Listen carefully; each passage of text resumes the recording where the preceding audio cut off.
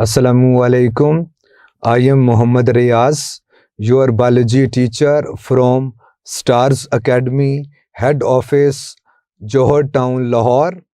आपको मालूम हमने सेल बायोलॉजी यानी सेल स्ट्रक्चर एंड फंक्शन में पाकिस्तान मेडिकल कमीशन ने जिन टॉपिक्स को स्पेसिफाई किया है उनको पढ़ना शुरू कर दिया। आज उन टॉपिक्स में से हम पढ़ेंगे comparison between prokaryotic and eukaryotic cell. तो प्यारे बच्चों, सबसे पहले तो आप बताइए कि प्रोकैरियोटिक सेल को प्रोकैरियोटिक सेल क्यों कहते। याद रखिए, प्रो बिफोर को कहते, कैरियो न्यूक्लियस को कहते। तो before nucleus, a cell that is formed before the formation of nucleus is known as prokaryotic cell. यानी हम बोल देंगे a cell without nucleus is prokaryotic cell, यानी एक ऐसा सेल जो न्यूक्लियस की एवोल्यूशन से पहले बन गया, उसे क्या कहते? Prokaryotic cell. ये आपके सर डीएनए बना रहे, इसके अंदर न्यूक्लियस नहीं है, तो ये न्यूक्लियस की एवोल्यूशन से पहले बन गया था, इसीलिए इसे प्रोकैरियोटिक सेल बोलते। यानी a cell without nucleus is known as prokaryotic cell. और प्यारे बच्चों, यू बोलिए तो क्या? यू ट्रू को कहते, कैरियो न्यूक्लियस को कहते। तो हम कहते ट्रू न्यूक्लियस कंटेनिंग सेल। जैसे अगर आपके सर ने ये एक सेल बना दिया और ये सेंटर में आपको न्यूक्लियस मिलता है, और इस न्यूक्लियस के अंदर आपको न्यूक्लियर मटेरियल, और बात कीजिए डीएनए की, डीएनए भी तो होता है इसके अंदर, तो हम कहते a nucleus containing cell is known as eukaryotic cell. अगर आप थोड़ा सा गौर कीजिए तो आपको एहसास होगा कि प्रोकैरियोटिक सेल में और यूकैरियोटिक सेल में जो बुनियादी तौर पर फ़र्क है वो मेम्ब्रेन का है। यानी आप देखिए, न्यूक्लियर मटेरियल तो प्रोकैरियोटिक सेल के पास भी है, न्यूक्लियर मटेरियल तो यूकैरियोटिक सेल के पास भी है। फ़र्क किस चीज़ का है? फ़र्क मेम्ब्रेन का है। तो हम ऐसे बोल देंगे कि जिस सेल के पास मेम्ब्रेन बाउंडेड ऑर्गेनेल्स होंगी उन्हें क्या कहेंगे? Eukaryotic cell. और जिस सेल में मेम्ब्रेन बाउंडेड ऑर्गेनेल्स नहीं होंगी उन्हें क्या कहेंगे? प्रोकैरियोटिक सेल बोल देंगे। तो प्यारे बच्चों, कंपैरिजन की सूरत के अंदर ये आपको बता रहा। और स्टार्स एकेडमी के स्टूडेंट्स जब भी कंपैरिजन करते हैं वो एक एक्स्ट्रा कॉलम की फॉर्मेशन करते, और उस कॉलम के शुरू में लिख देंगे क्या? फीचर्स, फिर कंपैरिजन की सूरत में बता देंगे। तो जो पहला फ़र्क प्रोकैरियोटिक यूकैरियोटिक के हवाले से आपके मन में आता है वो बताइए। यकीनन न्यूक्लियस ही आता होगा, क्योंकि इसी की बेस पर तो ये classification prokaryotic cell eukaryotic cell. तो याद रखिए, प्रोकैरियोटिक सेल के अंदर न्यूक्लियस नहीं होता है, लेकिन यूकैरियोटिक सेल के अंदर न्यूक्लियस होता है। अब न्यूक्लियस से एसोसिएटेड ही कुछ बातें वो सुन लीजिए। प्यारे बच्चों, हम बात करेंगे किसकी? डीएनए की। क्या प्रोकैरियोटिक सेल के अंदर डीएनए होता है? हम कहते हैं जी बिल्कुल होता है। यूकैरियोटिक सेल के अंदर डीएनए होता है? जी बिल्कुल होता है। अब दोनों में फ़र्क क्या है? याद रखिए, प्रोकैरियोटिक सेल का जो डीएनए होता है वो सर्कुलर फॉर्म के अंदर होता है, यानी उसके दोनों एंड्स आपस में मिले हुए होते हैं। लेकिन यूकैरियोटिक सेल के हवाले से बात की जाए तो इसका डीएनए लीनियर होता है, लेकिन आपस की बात है यूकैरियोटिक सेल में आपको सर्कुलर डीएनए भी मिलता है। और सर्कुलर डीएनए कहाँ पर मिलता है? हम कहते हैं कुछ ऑर्गेनेल्स के अंदर आपको सर्कुलर डीएनए मिलता है। जैसे माइटोकॉन्ड्रिया की बात कीजिए, क्लोरोप्लास्ट की बात कीजिए, तो ये एक ख्याल है कि कोई बैक्टीरिया ही था जो आकर सिम्बियोटिक एसोसिएशन के थ्रू इन ऑर्गेनल्स के अंदर चेंज हो गया। यानी ये जो ऑर्गेनल्स ऑफ सिम्बियोटिक ओरिजिन है, इनके अंदर आपको डीएनए सर्कुलर मिलेगा। चूँकि ख्याल ये है कि ये कोई प्रोकैरियोटिक सेल यानी कोई बैक्टीरियल सेल था जो एंडोसिम्बियोटिक हाइपोथेसिस इसकी एक्सप्लेनेशन करता है कि एंडोसिम्बियोन्ट्स हो गए, एंडोसिम्बियोसिस के थ्रू ये ऑर्गेनल्स के अंदर चेंज हो गए। इसके बाद फिर प्यारे बच्चों डीएनए के साथ एक और प्रोटीन है, उसके हवाले से बात करेंगे और उसे हिस्टोन कहते। आप बताइए ये जो हिस्टोन प्रोटीन है ये प्रोकैरियोटिक सेल के अंदर होती है कि नहीं? हम कहते हैं ये प्रोकैरियोटिक सेल के अंदर नहीं होती है और ये मौजूद होती है किस में? यूकैरियोटिक सेल के अंदर। इसीलिए तो प्यारे बच्चों हम यूकैरियोटिक के अंदर क्रोमोसोम कहते फुल प्रोटोकॉल के साथ, लेकिन प्रोकैरियोटिक सेल के अंदर वो जो मटेरियल होता है उसे फुल प्रोटोकॉल के साथ क्रोमोसोम नहीं कहते। आप बताइए क्रोमोसोम किसे कहते? हम कहते बेसिकली ये कॉम्बिनेशन है डीएनए और हिस्टोन प्रोटीन का। इसीलिए तो प्यारे बच्चों जो इसका न्यूक्लियर मटेरियल है उसे फुल प्रोटोकॉल के साथ क्रोमोसोम नहीं कहते, चूँकि हिस्टोन प्रोटीन नहीं होती और क्रोमोसोम होने के लिए ये शर्त है कि डीएनए भी हो और हिस्टोन भी होनी चाहिए। इसीलिए तो इसके न्यूक्लियर मटेरियल को क्रोमोसोम नहीं क्रोमेटिन मटेरियल बोल देंगे, न्यूक्लियर मटेरियल बोल देंगे, न्यूक्लियर रीजन बोल देंगे, लेकिन क्रोमोसोम नहीं कहते। लेकिन यूकैरियोटिक सेल के अंदर आपको चूँकि हिस्टोन प्रोटीन मिलती है और डीएनए और हिस्टोन के मिलने से फिर क्रोमोसोम बनता है। फिर इसके साथ ही एक और टाइप ऑफ डीएनए है, उसे आप प्लाज्मिड कहते।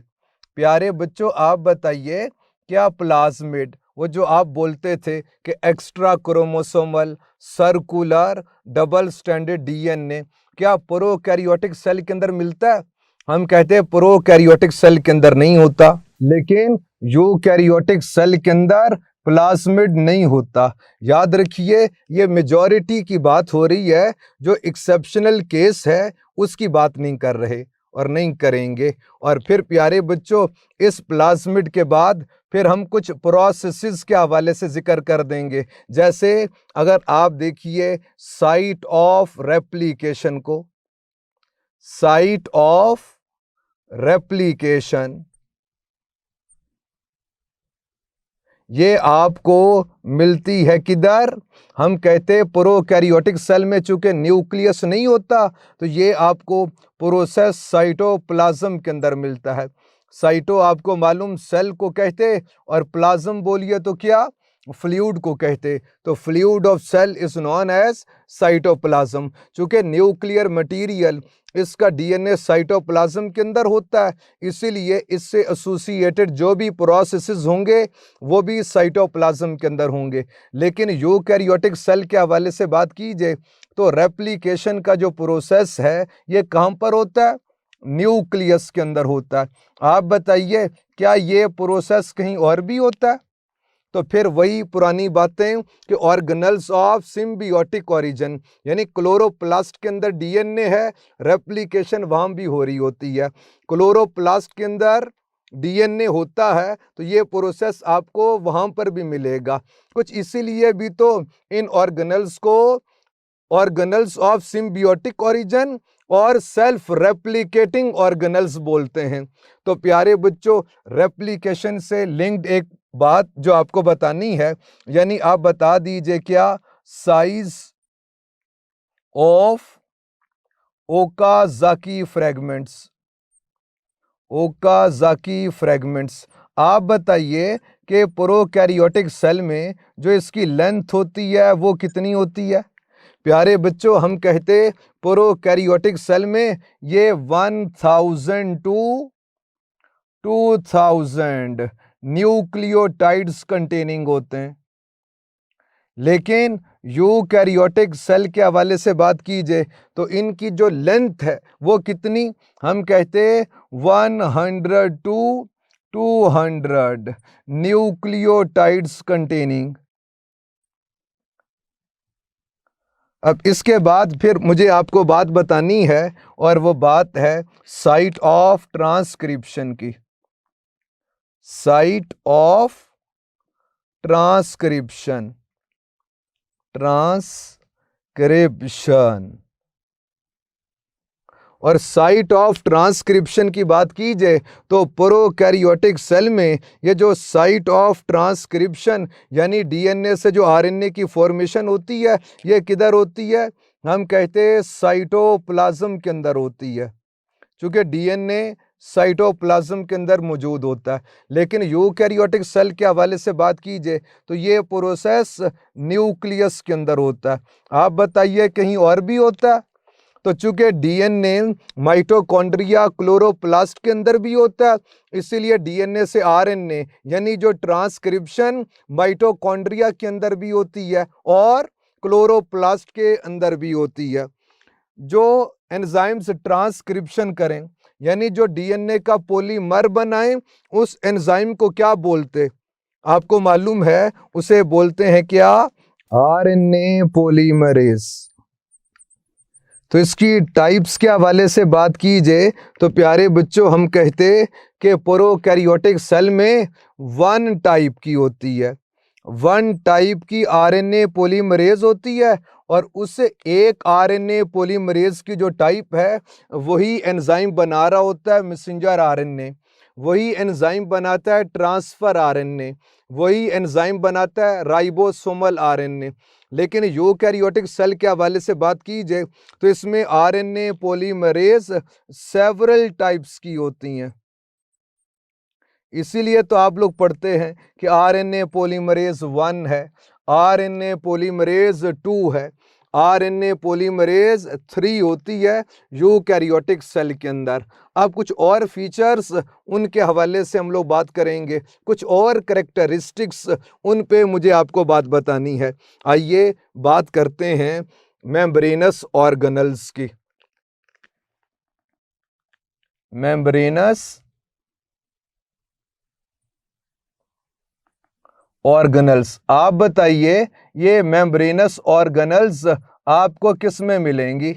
हम कहते हैं प्रोकैरियोटिक सेल के अंदर ये मेम्ब्रेनस ऑर्गेनल्स नहीं होती हैं, लेकिन ये होती हैं किस में? यूकैरियोटिक सेल के अंदर। यही तो आपको बताया कि फ़र्क है किसका? मेम्ब्रेन का, कि जिस सेल में मेम्ब्रेन बाउंडेड ऑर्गेनल्स होंगी उस सेल को यूकैरियोटिक सेल कहते, और जिस सेल में मेम्ब्रेन बाउंडेड स्ट्रक्चर्स नहीं होंगे उसे क्या कहते?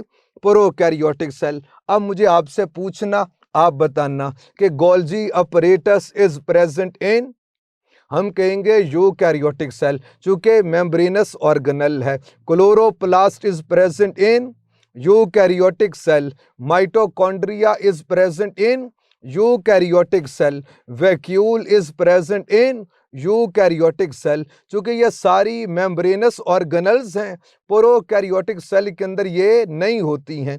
लेकिन आपसे पूछ रहा हूं कि ribosome is present in, ribosome की बात बता रहा हूं।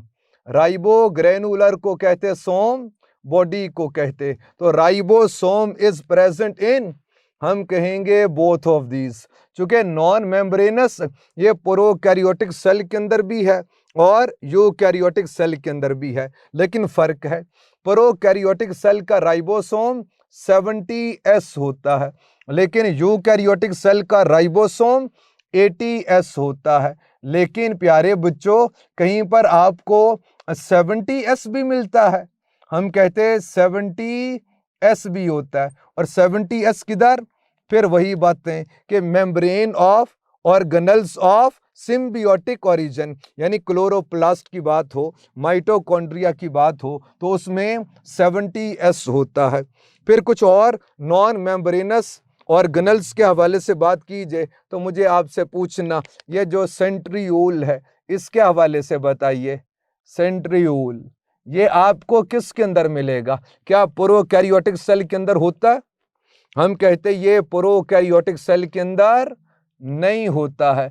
क्या यूकैरियोटिक सेल के अंदर? जी ये आपको मिलता है। और फिर प्यारे बच्चों इससे एसोसिएटेड वो जो माइटोटिक अपरेटस होता है, माइटोटिक अपरेटस, चूंकि इसमें सेंट्रियोल नहीं है तो प्यारे बच्चों माइटोटिक अपरेटस तो कौन बनाता है, हम कहते हैं सेंट्रियोल बनाता है। तो इसके अंदर तो प्यारे बच्चों नहीं होते और इसमें माइटोटिक अपरेटस बनता है। फिर इससे एसोसिएटेड अगर आप साइटोस्केलेटन की बात कीजिए, साइटो आपको मालूम है सेल को कहते, स्केलेटन रिजिड को रिजिड फ्रेमवर्क को हम कहते fabric framework of cell is cytoskeleton. और साइटोस्केलेटन की बात कीजिए तो प्यारे बच्चों ये आपको प्रोकैरियोटिक सेल के अंदर नहीं मिलता है, यूकैरियोटिक सेल के अंदर आपको साइटोस्केलेटन मिलता है। फिर आइए अब हम बात करेंगे फैगोसाइटोसिस की, या आप सिंपली बोल दीजिए एंडोसाइटोसिस। एंडो बोलिए तो क्या, इनसाइड को कहते, साइटो सेल को कहते, सेज प्रोसेस को कहते। तो हम कहते taking material in by cell by forming vacuole is known as endocytosis. तो प्यारे बच्चों प्रोकैरियोटिक सेल के अंदर चूंकि मेम्ब्रेनस स्ट्रक्चर्स नहीं होते इसीलिए एंडोसाइटोसिस भी नहीं होती। आप देखिए अगर प्रोकैरियोटिक सेल में एंडोसाइटोसिस हो जाए तो उसमें तो मेम्ब्रेनस ऑर्गेनल्स की फॉर्मेशन हो जाए। तो प्यारे बच्चों ये प्रोसेस यानी फैगोसाइटोसिस की बात कीजिए, पिनोसाइटोसिस की बात कीजिए तो ये प्रोकैरियोटिक सेल के अंदर प्रोसेस नहीं होता, लेकिन ये प्रोसेस होता है किधर, यूकैरियोटिक सेल के अंदर होता है।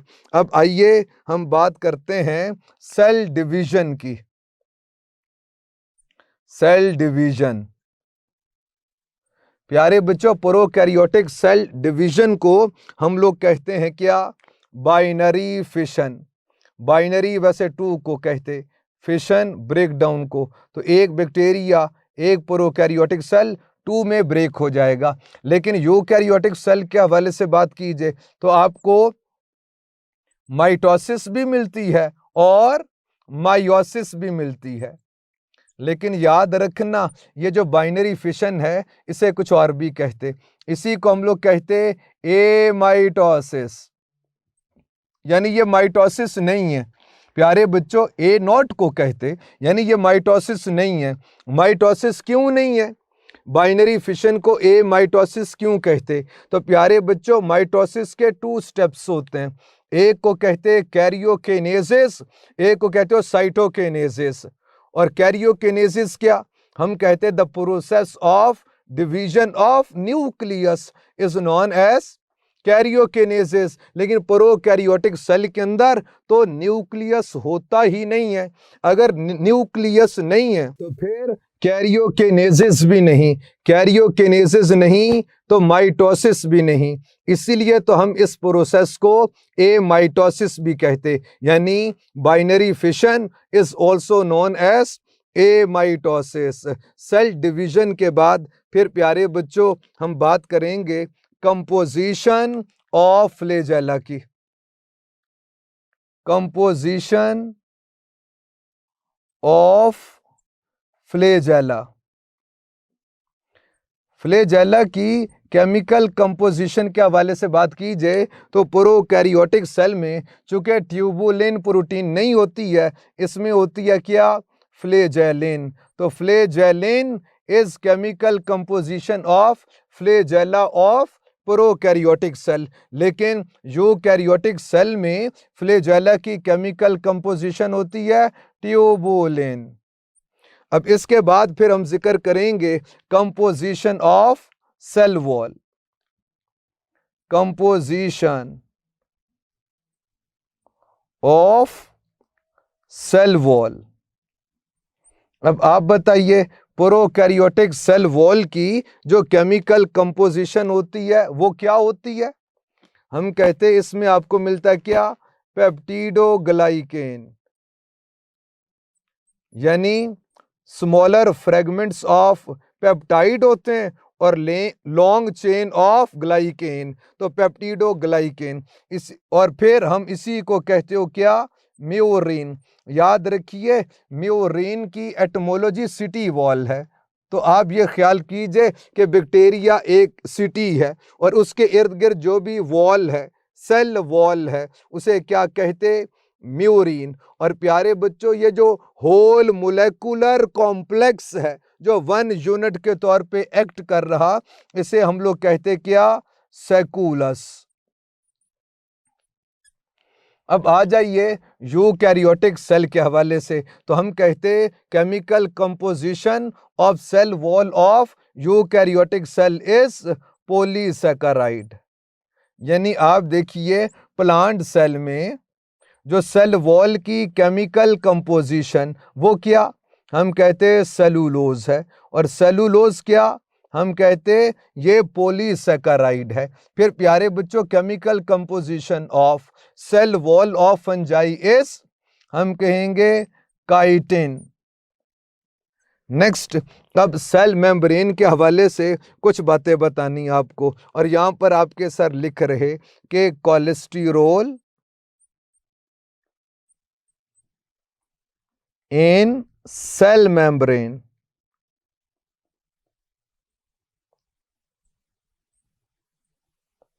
तो प्यारे बच्चों अगर आप प्रोकैरियोटिक सेल के हवाले से बात कीजिए तो इसकी मेम्ब्रेन में कोलेस्टेरोल नहीं होता, इसीलिए ये ज़्यादा फ्लूइड इन नेचर होती है। लेकिन यूकैरियोटिक सेल मेम्ब्रेन में, प्लाज्मा मेम्ब्रेन के अंदर कोलेस्टेरोल मिलता है, इसीलिए ये इसके कंपैरिजन में थोड़ी सी रिजिड होती है। ये तो कंपैरिजन था between prokaryotic and eukaryotic cell. आज हमने बात करनी है comparison between plant and animal cell पे। पाकिस्तान मेडिकल कमीशन का ये जो टॉपिक हमने शुरू कर रखा है, इसे सेल स्ट्रक्चर एंड फंक्शन के नाम से याद करते हैं, यानी इसे सेल बायोलॉजी कहते हैं। तो आइए हम बात करें comparison between plant and animal cell.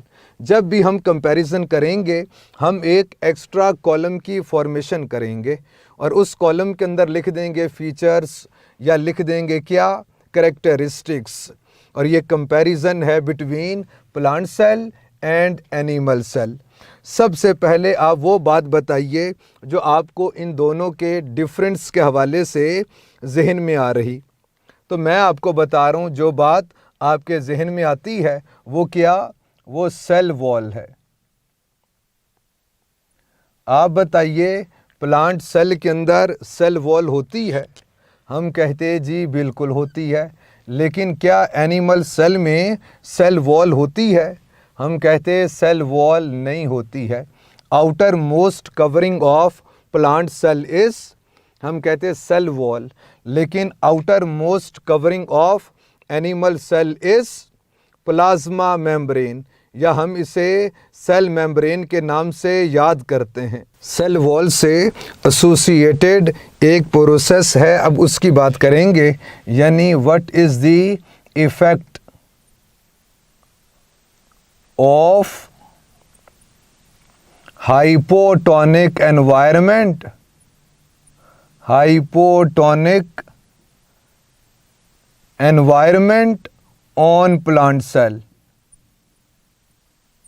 तो प्यारे बच्चों आपको मालूम है सेल वॉल होने की वजह से plant cell will become turgid, यानी हम टर्जिडिटी के साथ एसोसिएट कर देंगे, टर्जिड हो जाएगा, टर्जिडिटी हो जाएगी। लेकिन एनिमल सेल की बस्टिंग हो जाएगी, हम कहते एनिमल सेल विल बस्ट। अब आइए प्लांट सेल के हवाले से मज़ीद ऐसे कंपोनेंट्स बताइए जो आपको सिर्फ प्लांट सेल के अंदर तो मिलते हों लेकिन एनिमल सेल के अंदर वो ना मिलते हों। जैसे हम जिक्र करेंगे ग्लाइऑक्सीसोम का, ये आपको प्लांट कुछ सेल्स के अंदर ही मिलेंगे। और प्यारे बच्चों प्लांट सेल के अंदर तो होते हैं लेकिन एनिमल सेल के अंदर ये आपको नहीं मिलेंगे।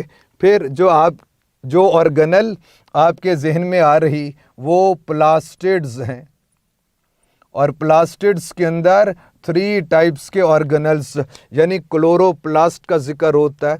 क्रोमोप्लास्ट और ल्यूकोप्लास्ट की बात करते हैं। ये आपको प्लांट सेल के अंदर तो मिलते हैं लेकिन एनिमल सेल के अंदर नहीं मिलते हैं। तो आप बताइए क्या क्लोरोप्लास्ट एनिमल सेल के पास होता है? तो हम कहते नहीं होता। वैसे मेरी चाहत थी काश क्लोरोप्लास्ट एनिमल सेल के पास होता और क्लोरोफिल भी होता और एनिमल सेल भी फोटोसिंथेटिक होते, तो रात को कोई भी भूखा ना सोता। यानी दिन भर फोटोसिंथेसिस करते और रात को जो फूड हमने बनाई रात को वही फूड इस्तेमाल करते। तो प्लास्टिड्स आपको प्लांट सेल के अंदर तो मिलते हैं लेकिन एनिमल सेल्स के अंदर नहीं मिलते हैं। अब आइए बात करेंगे वैक्यूल की। याद रखिए वैक्यूल की एटमोलॉजी सैक है, थैले को कहते। तो चूंकि सैक लाइक स्ट्रक्चर होता है इसलिए वैक्यूल बोल देते। क्या प्लांट सेल के अंदर आपको वैक्यूल मिलता है? जी बिल्कुल मिलता है और ये एनिमल सेल के अंदर भी आपको मिलता है। तो दोनों में जो फ़र्क है वो क्या हुआ? हम कहते प्लांट सेल में वैक्यूल सेंट्रल होता है और फिर प्यारे बच्चों हम लोग बोलते वैक्यूल लार्ज होता है। लेकिन आप प्लांट सेल के हवाले से तो ये बातें हैं लेकिन एनिमल सेल के हवाले से बात कीजिए तो हम कहते ये डिस्पर्स्ड होते, पेरिफेरल पोजीशन पे होते और प्यारे बच्चों स्मॉल होते और मैनी इन नंबर भी हैं। अब इन दोनों के हवाले से बात कीजिए कि प्लांट सेल में लार्ज सेंट्रल वैक्यूल होता है, इसीलिए पोजीशन ऑफ न्यूक्लियस की बात भी बता देंगे। यानी पोजीशन ऑफ न्यूक्लियस की बात देखिए, हम कहते प्लांट सेल के अंदर न्यूक्लियस पेरिफेरल पोजीशन पे होता है। अब आप बताइए न्यूक्लियस पेरिफेरल पोजीशन पे क्यों होता है? चूँकि सेंटर में लार्ज वैक्यूल होता है। लेकिन एनिमल सेल के हवाले से बात कीजिए तो हम कहते ये सेंट्रल इन पोजीशन होता है। और प्यारे बच्चों एक एमसीक्यू पूछा करते, ये जो प्लांट सेल के अंदर फॉर एग्जांपल अगर आपके सर ये एक प्लांट सेल बना दें तो इस प्लांट सेल के अंदर आपको सेंटर में लार्ज वैक्यूल मिलता है और याद रखना membrane of the vacuole is known as tonoplast. Tono tension को कहते, प्लास्ट फॉर्मेशन को कहते। तो टेंशन फॉर्मिंग यानी टर्जिडिटी ऑफ प्लांट सेल के अंदर ये भी इम्पोर्टेंट पार्ट प्ले कर रहा होता है। इसीलिए तो न्यूक्लियस पेरिफेरल इन पोजीशन पे होता है। लेकिन प्यारे बच्चों अगर आप एनिमल सेल के हवाले से बात कीजिए तो न्यूक्लियस सेंट्रल इन पोजीशन होता है। आप बताइए कि वो कौन सा एनिमल सेल है जिसमें न्यूक्लियस सेंट्रल इन पोजीशन नहीं होता? तो हम स्केलेटल मसल की बात बताते हैं। फिर ऐसे ही प्लांट सेल के अंदर आप वो सेल बताइए जिसमें न्यूक्लियस सेंट्रल इन पोजीशन है। तो हम मेरिस्टेमेटिक सेल्स की बात करेंगे। लेकिन ये जो एक्सेप्शंस हैं आमतौर पर इनकी बात नहीं कर रहे होते। फिर प्यारे बच्चों वो कंपोनेंट्स जो एनिमल सेल के अंदर तो आपको मिलते हैं लेकिन प्लांट सेल के अंदर नहीं मिलते, अब उनकी बात करेंगे। जैसे आप बात करेंगे फ्लैजेला की, फिर लाइसोसोम की बात होती है, फिर कोई और भी है, फिर सेंट्रियूल की बात करेंगे, सेंट्रियूल से एसोसिएटेड, फिर आप इसके साथ ही एस्ट्रल, माइक्रोट्यूब्यूल्स उनकी बात करेंगे और उसके बाद फिर हम जिक्र करेंगे किसका? फिर साइटोस्केलेटन के अंदर हम इंटरमीडिएट फिलामेंट्स की बात करते जो शेप की मेंटेनेंस के अंदर इम्पोर्टेंट पार्ट प्ले करते, इंटरमीडिएट फिलामेंट्स। और आखिर में आपको बात बतानी है साइटोकिनेसिस की। और ये क्या होती है इसके हवाले से बात करेंगे। आपकी किताब ने लिखा है कि फ्लैजेला, लाइसोसोम, सेंट्रियोल्स की बात कीजिए तो ये most of the plant cells के अंदर नहीं होते। इसका मतलब ये है कि कुछ प्लांट सेल्स के अंदर होते, तो वो जो एक्सेप्शनल केसेस हैं उनके हवाले से बात नहीं होती है। जैसे ब्रायोफाइट्स का जो स्पर्म है वो फ्लैजेला कंटेनिंग होता है, हम बात नहीं करेंगे उसकी, चूँकि एक्सेप्शनल केस है। फिर आपने इंसेक्टिवोरस प्लांट्स को पढ़ा होगा, उनके अंदर लाइसोसोम आपको मिलती है, तो इसकी बात नहीं करेंगे। यानी रूल ये है जो मेजॉरिटी पे एप्लीकेबल है उसके हवाले से बात पूछा करते हैं और उसके हवाले से बात होती है, यानी सेल वॉल के हवाले से बात कीजिए। तो प्यारे बच्चों, ये फ्लैजेला आपको नहीं मिलता है किस में, प्लांट सेल के अंदर, लेकिन ये आपको मिलता है किस में, एनिमल सेल के अंदर। लाइसोसोम नहीं होता, इसके अंदर मौजूद होता है। सेंट्रियोल्स चूँकि इसके अंदर नहीं होते और इसके अंदर होते हैं। फिर आपके मन में आएगा कि सर अगर सेंट्रियोल प्लांट सेल में नहीं है तो वो जो हमने माइटोटिक अपरेटस पढ़ा वो प्लांट में कहाँ से ऑर्गेनाइज होता है। तो याद रखिए साइटोस्केलेटन के अंदर वो माइक्रोट्यूब्यूल्स पढ़ी थी आपने, ये उन्हीं माइक्रोट्यूब्यूल्स की ऑर्गेनाइजेशन से प्लांट में माइटोटिक अपरेटस बनता है। लेकिन प्लांट सेल में एस्ट्रल माइक्रोट्यूब्यूल्स नहीं होती, चूँकि इन्होंने सेल मेम्ब्रेन को मैसेज देना नहीं और सेल मेम्ब्रेन सेल वॉल की इनवेजिनेशन होनी ही नहीं, इसीलिए एस्ट्रल माइक्रोट्यूब्यूल्स आपको प्लांट सेल के अंदर नहीं मिलते हैं, लेकिन एनिमल सेल के अंदर ये होते हैं। इंटरमीडिएट फिलामेंट्स का क्या काम था, हम कहते हैं maintenance of shape of cell, लेकिन प्लांट सेल की शेप की मेंटेनेंस के लिए सेल वॉल होती है, इसलिए हम कहते हैं इंटरमीडिएट फिलामेंट्स प्लांट सेल के अंदर नहीं होते, लेकिन एनिमल सेल की शेप की मेंटेनेंस के लिए ये मौजूद होते। अब साइटोकिनेसिस की बात करेंगे। प्यारे बच्चों, साइटो सेल को कहते, किनेसिस डिवीजन को कहते, तो division of cell is known as cytokinesis. Plant cell के अंदर ये फ्रेगमोप्लास्ट के थ्रू होता है, यानी फ्रेगमोप्लास्ट की फॉर्मेशन होगी। फ्रेगमो आपको पता है फेंस को कहते, पार्टीशन को कहते, प्लास्ट फॉर्मेशन को कहते। और प्यारे बच्चों होता ऐसे है कि लेट मेटाफेज में गोल्जी अपरेटस से कुछ वेसिकल्स निकलते जो प्लांट सेल के सेंटर में अलाइन होते और फ्यूजन से फिर फ्रेगमोप्लास्ट की फॉर्मेशन होती है और इसी को बोलते हैं सेल प्लेट फॉर्मेशन। तो प्लांट सेल के अंदर तो साइटोकिनेसिस थ्रू फ्रेगमोप्लास्ट होती है, cytokinesis through cell plate formation से होती है। लेकिन एनिमल सेल के हवाले से बात कीजिए तो सेल मेम्ब्रेन की इनवेजिनेशन से होती है, फरोइंग ऑफ सेल मेम्ब्रेन से होती है, या बोल दीजिए कि इनवेजिनेशन ऑफ सेल मेम्ब्रेन से होती है। अब मैं आपसे कुछ बातें पूछ रहा हूँ, आप बताइए कि mitochondria is present in, answer is both of this. तो आपने देखा ये लास्ट ईयर्स में एमडी कैट के अंदर ये एमसीक्यू पूछा गया कि common organelle of plant cell and animal cell is, तो ऑप्शंस के अंदर क्लोरोप्लास्ट था, क्रोमोप्लास्ट था, ल्यूकोप्लास्ट और माइटोकॉन्ड्रिया शामिल था। तो इन चारों में से प्लांट सेल और एनिमल सेल की जो कॉमन ऑर्गेनल है वो कौन, माइटोकॉन्ड्रिया। फिर ऐसे ही मैं आपसे पूछ रहा हूँ कि राइबोसोम किसके अंदर मौजूद होते, तो आप बता देंगे कि दोनों टाइप ऑफ सेल्स के अंदर आपको राइबोसोम मिलते। Golgi complex is present in both of these। फिर endoplasmic reticulum is present in both of these।